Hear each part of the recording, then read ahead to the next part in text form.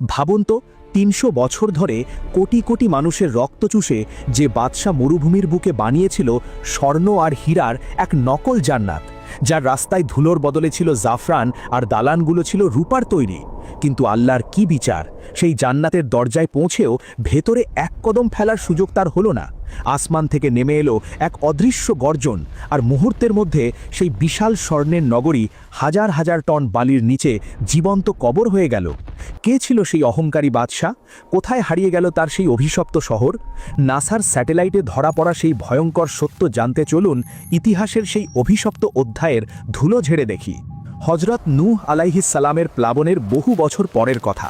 পৃথিবীতে আবার মানুষের সংখ্যা বাড়তে শুরু করেছে। নূহ আলাইহিস সালামের এক ছেলের নাম ছিল সাম, আর সামের বংশধরদের বলা হয় আদ জাতি। আল্লাহ রাব্বুল আলামিন এই আদ জাতিকে এমন শারীরিক শক্তি দিয়েছিলেন যা আজকের যুগের মানুষ কল্পনাও করতে পারবে না। তারা ছিল এক একজন তালগাছের মতো লম্বা, তাদের গায়ের জোর ছিল হাতির মতো, তারা খালি হাতে পাহাড়ের পাথর ভেঙে ফেলতে পারত। এই আদ জাতির মধ্যে দুইজন বাদশা ছিল, একজন সাদিদ আর অন্যজন সাদ্দাদ। সাদিদের মৃত্যুর পর পুরো পৃথিবীর রাজত্ব চলে এলো ছোট ভাই সাদ্দাদের হাতে। সাদ্দাদ ছিল অত্যন্ত প্রতাপশালী, অত্যাচারী এবং অহংকারী। সে নিজেকে শুধু বাদশা নয়, বরং পৃথিবীর প্রভু মনে পড়তে শুরু করল। তার ভয়ে পৃথিবীর পূর্ব থেকে পশ্চিম পর্যন্ত সব রাজা বাদশা তার পায়ের নিচে কর বা খাজনা দিয়ে যেত। শয়তান যখন দেখল সাদ্দাদের ক্ষমতার কোনো সীমা নেই, তখন সে তার মনে এক অদ্ভুত আর ভয়ঙ্কর কুমন্ত্রণা দিল। সাদ্দাদ তার দরবারে বসে প্রাচীন আসমানি কিতাবগুলো শুনত। সে আলেমদের কাছে জিজ্ঞেস করত, তোমাদের কিতাবে যে পরকালের জান্নাতের কথা বলা আছে সেটা কেমন? আলেমরা তাকে জান্নাতের বর্ণনা দিত। তারা বলতো, জান্নাতের ঘরগুলো হবে স্বর্ণ রৌপ্যের, সেখানকার নুড়ি পাথর হবে মণি মুক্তার, সেখানকার নদীগুলো হবে দুধ আর মধুর, সেখানে কোনো মৃত্যু নেই, কোনো বার্ধক্য নেই। এই বর্ণনা শুনে সাদ্দাদ তাচ্ছিল্যের হাসি হাসল। সে তার মন্ত্রীদের দিকে তাকিয়ে বলল, মুসার আল্লাহ বা অন্য নবীদের আল্লাহ যে জান্নাতের ওয়াদা করেছেন তা তো বাকির খাতায়, মানুষ মরে গেলে নাকি তা পাবে। আমি এই ধোকায় বিশ্বাস করি না। আমি সাদ্দাদ, আমি এত ক্ষমতার মালিক যে আমি ওই জান্নাতের চেয়েও সুন্দর জান্নাত এই মাটিতেই বানিয়ে দেখাবো। মানুষ মৃত্যুর পর জান্নাতে যাওয়ার জন্য ইবাদত করবে কেন? তারা আমার তৈরি জান্নাতে জ্যান্ত অবস্থায় প্রবেশ করবে। সাদ্দাদের অহংকার আকাশ ছুল। সে তার প্রধান সেনাপতি এবং স্থপতিদের ডাকল। সে হুকুম দিল, সারা পৃথিবী চষে ফেলো, এমন একটি জায়গা খুঁজে বের করো যেখানে আবহাওয়া খুব মনোরম, যেখানে বাতাস খুব পরিষ্কার আর মাটি খুব উর্বর। আমি সেখানে আমার ইরাম নগরী বা জান্নাত বানাবো। সেনাপতিরা মাসের পর মাস ঘুরে ইয়েমেনের এডেন বা আদন এলাকার কাছে এক বিশাল মরু প্রান্তরের খোঁজ পেল। জায়গাটি ছিল খোলামেলা, বাতাস ছিল নির্মল। সাদ্দাদ সেই জায়গা পছন্দ করল। শুরু হলো পৃথিবীর ইতিহাসের সবচেয়ে বড় এবং নিষ্ঠুর প্রজেক্ট। সাদ্দাদ তার রাজ্যের সমস্ত গভর্নর এবং রাজাদের ফরমান পাঠালো, পৃথিবীর যেখানে যত স্বর্ণ, রৌপ্য, হীরা জহরত আছে সব আমার দরবারে পাঠাও। কারো হাতে যেন এক রতি সোনাও না থাকে। খনিগুলো খুঁড়ে শেষ করে ফেলো। সমুদ্র সেচে সব মুক্তা তুলে আনো। সৈন্যরা ঘরে ঘরে ঢুকে মায়েদের গলার হার, হাতের বালা, কানের দুল ছিনিয়ে নিতে লাগলো। ছোট বাচ্চার গলার সামান্য লকেটটিও তারা কেড়ে নিল। খনি শ্রমিকদের ওপর চলল অমানসিক নির্যাতন। রাত দিন চাবুক মেরে তাদের দিয়ে টনকে টন সোনা তোলানো হলো। সমুদ্রের ডুবুরিরা মুক্তা তুলতে গিয়ে পানির নিচে দমবন্ধ হয়ে মারা যেতে লাগলো। কিন্তু সাদ্দাদের তাতে কোনো যায় আসে না। তার চাই সম্পদ, আরও সম্পদ। সারা পৃথিবী থেকে সোনা আর রূপার ইট জাহাজ বোঝাই হয়ে ইয়েমেনের সেই মরুভূমিতে আসতে শুরু করলো। হাজার হাজার আর্কিটেক্ট বা স্থপতি, লাখ লাখ শ্রমিক জড়ো করা হলো। সাদ্দাদ তাদের বলল, শোনো, আমি এমন শহর চাই যার দেওয়াল হবে রূপার আর দেওয়ালের ওপরের অংশ হবে স্বর্ণের। রাস্তার ধুলোবালি আমার পছন্দ নয়, তাই রাস্তার মাটির বদলে সেখানে ছড়িয়ে দেবে জাফরান, আম্বর আর কস্তুরি। আর শোনো, আমার এই জান্নাতে কোনো সূর্য বা আগুনের আলো থাকবে না। তোমরা এত পরিমাণ হীরা আর জহরত দেওয়ালে গেঁথে দেবে যে রাতের অন্ধকারেও সেই পাথরের আলোয় দিন মনে হবে। কাজ শুরু হলো। 1 বছর নয়, 2 বছর নয়, একটানা 300 বছর ধরে চলল এই নির্মাণ কাজ। সাদ্দাদ নিজে তখন বৃদ্ধ হয়ে যাচ্ছে, কিন্তু শয়তান তাকে দীর্ঘ হায়াতের আশা দিল। সাদ্দাদ ভাবল, এই জান্নাত তৈরি হলে সে সেখানে অমর হয়ে যাবে। শ্রমিকরা রোদে পুড়ে অনাহারে মারা যেতে লাগলো। তাদের লাশের ওপর দাঁড়িয়েই তৈরি হতে লাগলো ইরাম নগরীর বিশাল প্রাচীর। সেই প্রাচীর এত উঁচু ছিল যে তার চূড়া মেঘের আড়ালে ঢাকা পড়ত। আল্লাহ কোরআনে বলেছেন, ইরাম জাতিল ইমাদ, অর্থাৎ স্তম্ভ বিশিষ্ট ইরাম। তারা বিশাল বিশাল পিলার তৈরি করল, যা পুরোটাই ছিল দামি পাথর দিয়ে মোড়ানো। শহরের মাঝখানে তৈরি হলো দুধ, শরাব এবং মধুর নহর। কৃত্রিমভাবে মাটির নিচে পাম্প বসিয়ে তারা এই নহরগুলো চালু করল। গাছের ডালপালা বানালো স্বর্ণের দিয়ে, আর সেই ডালে ফলের বদলে ঝুলিয়ে দিল বড় বড় হীরা আর পান্না। বাতাস বইলে সেই হীরাগুলো একে অপরের সাথে ধাক্কা খেত এবং এক সুমিষ্ঠ বাজনার সৃষ্টি হতো। ৩০০ বছর পর সেনাপতিরা ঘোড়া ছুটিয়ে সাদ্দাদের কাছে এলো। তারা বলল, হে পৃথিবীর মালিক, আপনার স্বপ্ন পূরণ হয়েছে, আপনার জান্নাত প্রস্তুত। সাদ্দাত তখন আনন্দে আত্মহারা। সে বলল, বেশ, এখন আমি আমার জান্নাতে প্রবেশ করব। আমার রাজ্যের সব সুন্দরী নারী, সব মন্ত্রী এবং সব জাদুকরদের প্রস্তুত হতে বলো, আমরা আগামীকালই রওনা দেব। সাদ্দাত তার বিশাল বাহিনী নিয়ে রওনা দিল। লক্ষ লক্ষ সৈনী, হাতি, ঘোড়া আর দাস দাসী নিয়ে সে এগিয়ে চলল সেই মরুভূমির দিকে। তার মনে তখন একটাই চিন্তা, আমি আল্লাহকে ভুল প্রমাণ করেছি, আমি নিজেই খোদা হয়েছি। সে জানত আল্লাহ তাকে এতক্ষণ ঢিল দিচ্ছিলেন বা সুযোগ দিচ্ছিলেন, কিন্তু রশি টানার সময় হয়ে এসেছে। সাদ্দাত যখন সেই ইরাম নগরীর কাছাকাছি পৌঁছালো, দূর থেকে সে দেখতে পেল তার স্বপ্নের শহরের আলোকছটা। স্বর্ণ আর হীরা রোদের আলোয় ঝলমল করছে। তার চোখ ধাঁধিয়ে গেল। সে ঘোড়ার গতি বাড়িয়ে দিল। সে যখন শহরের প্রধান গেটের খুব কাছে, মাত্র এক কদম দূরে, তখন একজন অচেনা লোক তার পথ রোধ করে দাঁড়ালো। সাদ্দাত দেখল মরুভূমির মাঝখানে এক জীর্ণ শীর্ণ পোশাক পরা লোক দাঁড়িয়ে আছে। সাদ্দাত রেগে গিয়ে বলল, কে তুমি? আমার রাস্তার সামনে দাঁড়ানোর সাহস পেলে কোথায়? সরে যাও। লোকটি খুব শান্ত গলায় বলল, হে সাদ্দাত, আমি মালাকুল মৌত, আজরাইল, আমি এসেছি তোমার জান কবজ করতে। সাদ্দাত অট্টহাসি দিয়ে বলল, জান কবজ করতে? এখন? তুমি কি দেখছো না আমি কোথায় এসেছি? আমি ৩০০ বছর ধরে এই জান্নাত বানিয়েছি, আমি এখনও এর ভিতরে ঢুকেইনি। আমাকে অন্তত একবার, শুধু একবার আমার জান্নাতটা দেখার সুযোগ দাও, তারপর যা খুশি করো। আজরাইল আলাইহিসসালাম বললেন, না, আল্লাহর হুকুম নেই, তোমার সময় শেষ, তুমি তোমার তৈরি জান্নাতে এক কদমও ফেলতে পারবে না। সাদ্দাত তখন ভয়ে কাঁপতে লাগল। সে মিনতি করে বলল, আমাকে ভিতরে ঢুকতে না দাও, অন্তত ঘোড়ার ইট থেকে নেমে মাটিতে পা রাখতে দাও। মালাকুল মৌত বললেন, না, সেই অনুমতিও নেই। ঠিক সেই মুহূর্তে যখন সাদ্দাত তার এক পা ঘোড়ার পাদানিতে রেখেছে আর অন্য পা শূন্যে ঝুলছে, তার চোখ ভরা স্বপ্ন নিয়ে সে তার তৈরি জান্নাতের প্রধান গেটের দিকে তাকিয়ে আছে, ঠিক সেই মুহূর্তেই আসমান থেকে নেমে এলো এক মহাপ্রলয়। জিব্রাইল আলাইহিসসালাম আল্লাহর নির্দেশে আকাশ থেকে এক বিকট এবং ভয়ঙ্কর গর্জন দিলেন। সেই আওয়াজ কোনো সাধারণ মেঘের গর্জন ছিল না, সেটা ছিল এমন এক তীব্র শব্দ তরঙ্গ যা মানুষের কানের পর্দা ভেদ করে সোজা হৃৎপিণ্ডে আঘাত করে। মুহূর্তের মধ্যে, চোখের পলক ফেলার আগেই সাদ্দাতের বুকের ভেতর তার হৃৎপিণ্ডটি ফেটে চৌচির হয়ে গেল।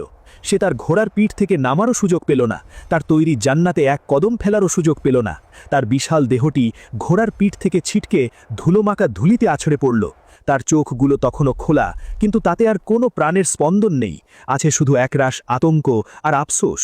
শুধু সাদ্দাত নয়, সেই গর্জনের তীব্রতা এতটাই বিধ্বংসী ছিল যে তার সাথে থাকা লক্ষ লক্ষ সৈনী, হাজার হাজার দাস দাসী এবং কারিগর যারা সেই ফটকের বাইরে দাঁড়িয়েছিল, তারা সবাই একই সময়ে, একই মুহূর্তে মৃত্যুর কোলে ঢলে পড়ল। মরুভূমির বুকে মাইলের পর মাইল জুড়ে শুধু লাশ আর লাশ পড়ে রইল। একটু আগেও যারা পৃথিবীর সবচেয়ে শক্তিশালী বাহিনী ছিল, এক সেকেন্ডের ব্যবধানে তারা কাঠের পুতুলের মতো নিথর হয়ে গেল। আল্লাহ রাব্বুল আলামিন দেখিয়ে দিলেন যে মাটির মানুষ আসমানের মালিকের সাথে পাল্লা দিতে চায়, তার পরিণতি কতটা তুচ্ছ হতে পারে। সাদ্দাত সারা জীবনের জমানো সম্পদ দিয়ে যে জান্নাত বানিয়েছিল, তার দরজায় সে লাশ হয়ে পড়ে রইল, কিন্তু তার ভিতরে ঢুকতে সৌভাগ্য তার হলো না। এরপর আল্লাহ রাব্বুল আলামিন সেই অভিশপ্ত শহরটির ওপর এক বিশেষ হুকুম জারি করলেন। তিনি মরুভূমির বাতাস আর বালিকে হুকুম দিলেন।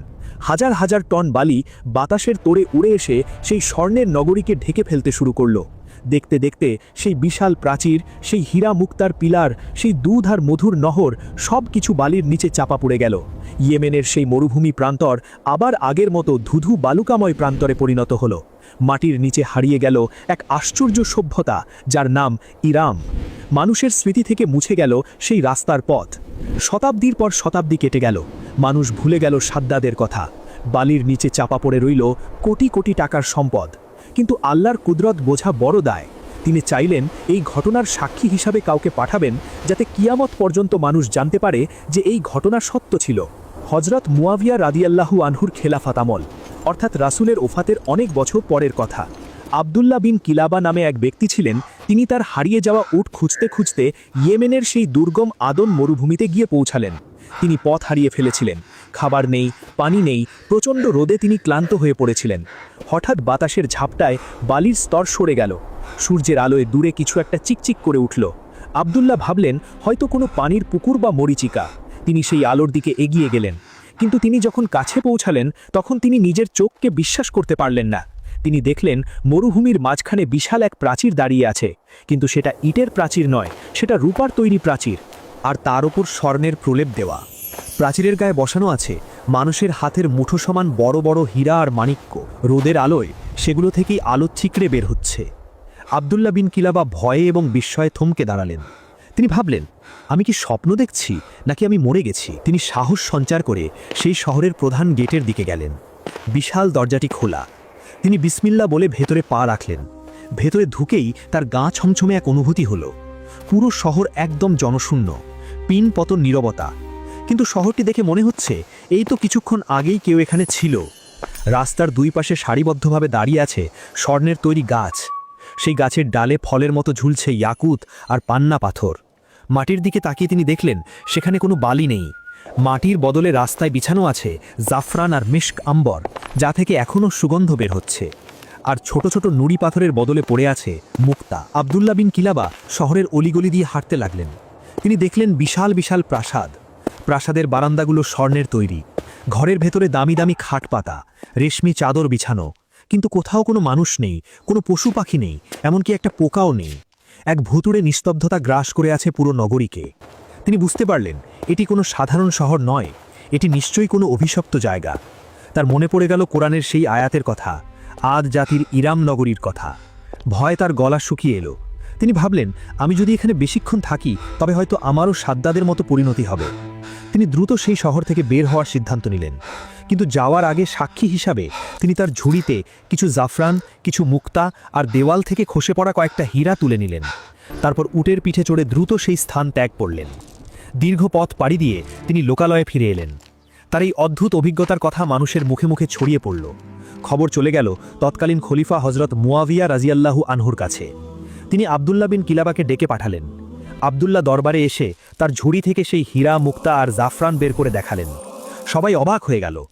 এমন উজ্জ্বল পাথর তারা আগে কখনো দেখেনি। খলিফা মুয়াবিয়া রাজিয়াল্লাহু আনহু তখন বিখ্যাত সাহাবী এবং তাওরাত বাইবেলের পণ্ডিত হজরত কাব আল আহবার রাজিয়াল্লাহু আনহুকে ডেকে জিজ্ঞেস করলেন, হে কাব, আপনি কি এমন কোনো শহরের কথা জানেন যা স্বর্ণ রৌপ্য দিয়ে তৈরি, এবং তা কি এখনও দুনিয়াতে আছে? কাব আল আহবার রাজিয়াল্লাহু আনহু তখন মুচকি হেসে বললেন, হ্যাঁ আমিরুল মুমিনিন, এটি সেই শহর যা অভিশপ্ত বাদশাহ সাদ্দাত বানিয়েছিল। আল্লাহর লানতে তা বালির নিচে চাপা পড়ে আছে। কিন্তু ভবিষ্যৎবাণী ছিল যে আপনার সময়ে লাল গায়ের রঙের, নীল চোখের এবং খাটো ও ভ্রুহীন এক ব্যক্তি তার উট খুঁজতে গিয়ে সেই শহর আবার আবিষ্কার করবে। আবদুল্লাহ বিন কিলাবার দিকে তাকিয়ে সবাই অবাক হয়ে দেখল তার চেহারা আর গঠনের সাথে সেই ভবিষ্যৎবাণী হুবহু মিলে গেছে। আবদুল্লাহ বিন কিলাবা যখন সেই ঘটনাটি শোনালেন তখন সবাই হতবাক হয়ে গেল। কিন্তু অবাক করা বিষয় হলো, এরপর অনেকেই সেই স্বর্ণের শহরের লোভে মরুভূমিতে ছুটে গিয়েছিল, কিন্তু আর কেউ কোনো দিন সেই শহরের সন্ধান পায়নি। আল্লাহর হুকুমে মরুভূমির বালি আবার সরে গিয়ে বা দিক পরিবর্তন করে সেই অভিশপ্ত নগরীকে মানুষের চোখের আড়ালে ঢেকে দিল। হাজার হাজার বছর ধরে ইরাম হয়ে রইল এক রূপকথা। মানুষ ভাবতে শুরু করল এটা হয়তো আরবদের বানানো গল্প, কিন্তু কোরআন সত্য, আল্লাহর কালাম সত্য। বিংশ শতাব্দীতে এসে আধুনিক বিজ্ঞান যখন মহাকাশ জয় করল, তখন বেরিয়ে এলো সেই চাঞ্চল্যকর সত্য। 1990-এর দশকের শুরুতে মার্কিন মহাকাশ গবেষণা সংস্থা নাসার স্যাটেলাইটগুলো ইয়েমেন এবং ওমানের সীমান্তবর্তী রুব আল খালি বা এমটি কোয়ার্টার মরুভূমির ওপর দিয়ে উড়ে যাচ্ছিল। স্যাটেলাইটের রাডারে ধরা পড়ল এক অদ্ভুত চিত্র। মাটির বহু নিচে বালির স্তরের তলায় চাপা পড়ে আছে এক বিশাল শহরের ধ্বংসাবশেষ। বিজ্ঞানীরা অবাক হয়ে দেখলেন মরুভূমির মাঝখানে এমন সব রাস্তা আর দুর্গের চিহ্ন যা কোনো সাধারণ সভ্যতার নয়। নিকোলাস ক্ল্যাপ নামের এক বিখ্যাত প্রত্নতাত্ত্বিক এবং তার দল ছুটে গেলেন সেই জায়গায়। তারা মাটি খুঁড়তে শুরু করলেন এবং তারা যা পেলেন তা দেখে সারা বিশ্ব থমকে গেল। বালির নিচ থেকে বেরিয়ে এলো বিশাল বিশাল স্তম্ভ বা পিলার, ঠিক যেমনটি কোরআনের সূরা আল ফজরে বলা হয়েছে, ইরাম জাতিল ইমাদ, অর্থাৎ স্তম্ভ বিশিষ্ট ইরাম। তারা দেখল শহরটি কোনো সাধারণ ভূমিকম্পে ধ্বংস হয়নি, বরং এটি বালির নিচে এমনভাবে দেবে গেছে বা ধসে পড়েছে যেন ওপর থেকে প্রচণ্ড চাপে এটি মাটির পেটে ঢুকে গেছে। পশ্চিমা বিশ্ব এর নাম দিল the Atlantis of the sands বা মরুভূমির অ্যাটলান্টিস। তারা স্বীকার করতে বাধ্য হলো যে হাজার বছর আগে এখানে এক অতি উন্নত এবং শক্তিশালী জাতি বাস করত, যারা হঠাৎ করেই গায়েব হয়ে গেছে। আজ সেই ধ্বংসাবশেষের সামনে দাঁড়িয়ে থাকা ভাঙা পিলারগুলো যেন ফিসফিস করে সাদ্দাদের সেই করুণ পরিণতির কথাই মনে করিয়ে দিচ্ছে। সাদ্দাত ভেবেছিল টাকা দিয়ে, সোনা দিয়ে সে মৃত্যুকে খেকিয়ে রাখবে। সে ৩০০ বছর হায়াত পেয়েছিল, সারা পৃথিবীর বাদশা ছিল। কিন্তু তার শেষ পরিণতি কি হলো? সে তার স্বপ্নের জান্নাত বানিয়েছিল ঠিকই, কিন্তু আল্লাহ তাকে সেই জান্নাতে এক কদম ফেলারও সুযোগ দেননি। যেই ঘোড়ার পাদানিতে তার পা ছিল, সেই পা মাটিতে নামানোর আগেই তার রূহ কবজ করা হলো। তার কোটি কোটি টাকার সম্পদ, তার স্বর্ণের প্রাসাদ সব পড়ে রইল, কিন্তু সে কবরে গেল শুধু এক টুকরো কাফন নিয়ে। এই ঘটনা আমাদের জন্য এক বিশাল সতর্কবার্তা। প্রথম শিক্ষা, সাদ্দাত বলেছিল, কে আছে আমার চেয়ে শক্তিশালী? আল্লাহ তাকে মশা বা পিঁপড়া দিয়ে মারেননি, শুধু একটা আওয়াজ বা গর্জন দিয়ে মেরেছেন। আমাদের টাকা, ক্ষমতা বা সৌন্দর্য নিয়ে অহংকার করা সাজে না, কারণ ১ সেকেন্ডের হার্ট অ্যাটাকই আমাদের সব অহংকার মাটির সাথে মিশিয়ে দিতে পারে। দ্বিতীয় শিক্ষা, আমরা আজ দুনিয়া সাজাতে ব্যস্ত, ঘর সাজাই, গাড়ি কিনি, ভবিষ্যতের প্ল্যান করি, কিন্তু আমরা ভুলে যাই যে সাদ্দাদের মতো আমাদেরও ডাক চলে আসতে পারে যখন আমরা আমাদের সাজানো ঘরে ঢোকারই সুযোগ পাব না। আসল জান্নাত এই দুনিয়ার ইট পাথর দিয়ে বানানো যায় না, আসল জান্নাত বানাতে হয় ঈমান আর আমল দিয়ে। তৃতীয় শিক্ষা, মানুষ হাজার বছর ধরে ভেবেছিল ইরাম নগরী শুধু গল্প, কিন্তু আজ স্যাটেলাইট প্রমাণ করে দিল কোরআনের প্রতিটি শব্দ সত্য। তাই কোরআনে বর্ণিত জান্নাত, জাহান্নাম এবং কিয়ামতের কথাগুলো ঠিক এতটাই সত্য, আমরা যেন সন্দেহের মধ্যে না থাকি। প্রিয় দর্শক, ইয়েমেনের মরুভূমির নিচে চাপা পড়ে থাকা সেই ইরাম নগরী আজও আমাদের ডাক দিয়ে বলছে, হে মানুষ, আমার দিকে তাকাও, আমি সাদ্দাদের শহর, আমি তার অহংকারের সাক্ষী। তোমরাও কি সেই একই পথে হাঁটছ? আসুন আমরা সাদ্দাদের মতো দুনিয়ার মোহে অন্ধ না হয়ে আখেরাতের আসল জান্নাতের জন্য প্রস্তুতি নেই। আল্লাহ আমাদের সবাইকে দুনিয়ার ধোঁকা থেকে হেফাজত করুন এবং মৃত্যুর সময় ঈমানের সাথে মৃত্যু নসিব করুন। আমিন ইয়া রব্বুল আলামিন।